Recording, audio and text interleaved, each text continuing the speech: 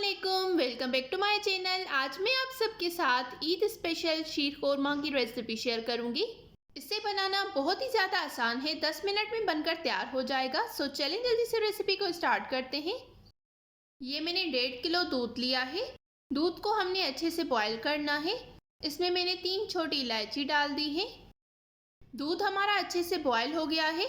अब मैं इसको मीडियम आग पर रख दूंगी। दूध को हमें 10 मिनट तक पकाना है। दूध हमारा पक रहा है, तब तक हम ड्राई फ्रूट को घी में पका लेंगे। ये मैंने एक पैन लिया है, उसमें मैंने 1 टेबल स्पून घी डाला है। आप बटर का यूज़ भी कर सकते हैं। घी को मैंने मेल्ट कर लेना है। इसमें हमने ड्राई फ्रूट का यूज़ करना है। जो भी ड्राई फ्रूट आपके पास अवेलेबल हो तो आप इसमें यूज़ कर सकते हैं। मेरे पास पिस्ते और बादाम थे, उनको मैंने कट करके डाल दिया है।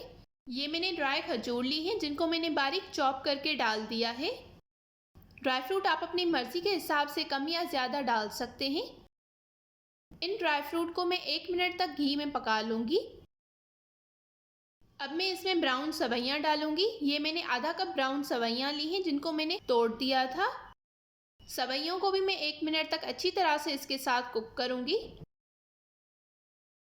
ड्राई फ्रूट और सवैयों को मैंने अच्छी तरह से पका लिया है। दूध भी हमारा अच्छी से थिक हो गया है, 10 मिनट हो गए हैं। किनारों से जो भी मलाई होगी वो आपको इस दूध में अच्छे से मिक्स कर लेनी है। अब ये सारा ड्राई फ्रूट वाला मिक्सचर मैं इसके अंदर डाल दूंगी।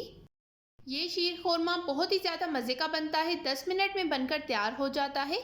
आप इसको गरम गरम भी सर्व कर सकते हैं या फिर ठंडा करके भी सर्व कर सकते हैं। अब मैं इसमें आधा कप शुगर डालूंगी। अगर आप कम मीठा पसंद करते हैं तो आपने थोड़ी सी कम ऐड करनी है, या फिर आप अपने टेस्ट के हिसाब से भी डाल सकते हैं। अब मैं इसको अच्छी तरह से 10 से 15 मिनट तक कुक करूंगी। मीडियम आग पर मैंने इसको अच्छी तरह से पका लेना है, जब तक ये थिक हो जाए। इस पॉइंट पर ये जो मैंने छोटी इलायची डाली थी वो मैं निकाल दूंगी। हमारा शीर खोरमा बिल्कुल बनकर रेडी हो गया है। ये ठंडा होने के बाद भी थिक हो जाएगा। अब मैं इसको सर्व करूंगी। ये बहुत ही ज़्यादा मज़े का बनता है, आपने एक बार लाजमी ट्राई करना है और मेरे साथ अपना फीडबैक कमेंट्स में ज़रूर शेयर करना है।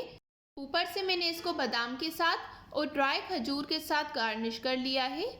मैं उम्मीद करती हूँ आपको मेरी आज की ये रेसिपी पसंद आई होगी। अगर आपको मेरी ये रेसिपी पसंद आई हो तो इस वीडियो को ज़रूर लाइक करें, शेयर करें और कमेंट्स में अपना फीडबैक देना बिल्कुल मत भूलिएगा। मिलते हैं एक नई रेसिपी के साथ, तब तक के लिए थैंक यू फॉर वॉचिंग। अल्लाह हाफिज़।